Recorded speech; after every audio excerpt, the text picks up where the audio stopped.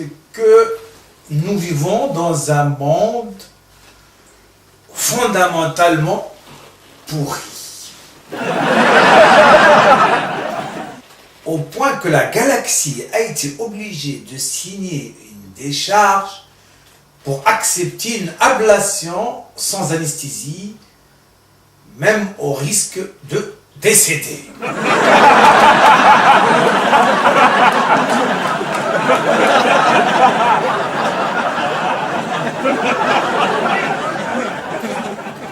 Entre nous, n'est-ce pas malpropre de dire de quelqu'un qu'il est décédé, alors qu'il n'a fait que céder? Autant dire, il a cédé son gros cul aux asticots, et on est dans la norme linguistique.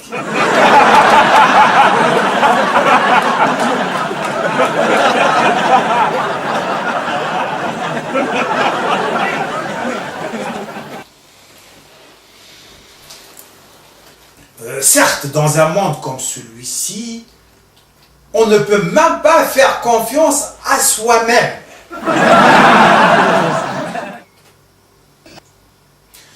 Puisque, à force de frottement, soi-même est forcément devenu le soi d'un autre. Comme quand on se photocopie soi-même, qu'on perd l'original et qu'on se voit obligé de se contenter de la photocopie.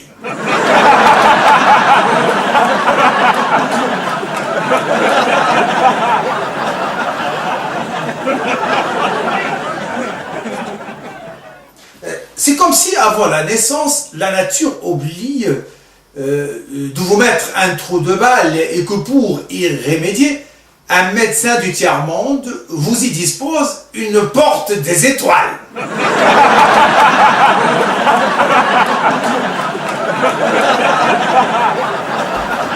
Mais là, on peut toujours dire les fins y justifient les moyens.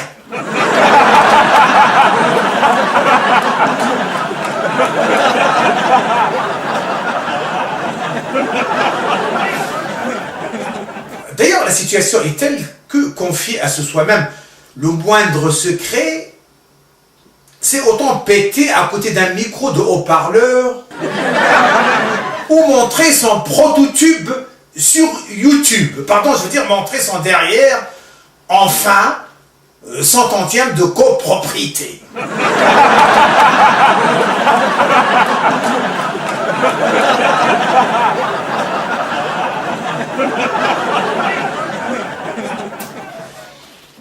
En fait, l'effet est plus rapide si on montre ce derrière en Arabie Saoudite.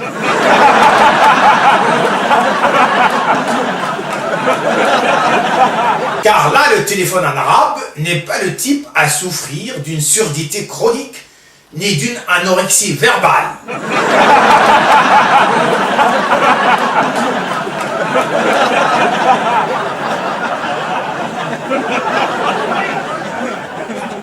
Il semble d'ailleurs qu'il est le seul truc dans le coin à marginaliser le satellite sans le moindre apport technologique. Quoique, dans une optique tonique, la logique.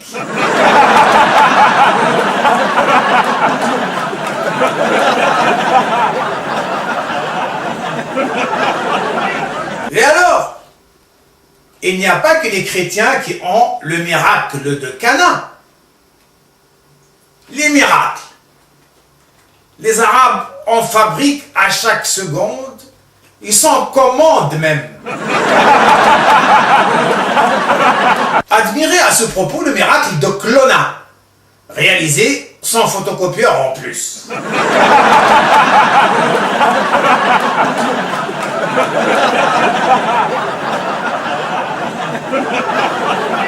Et pourtant, ce n'est qu'un miracle.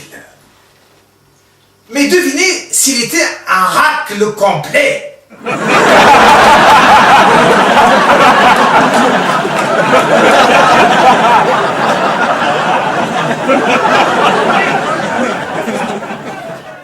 Pétez donc dans le quart désert, si ça vous dit.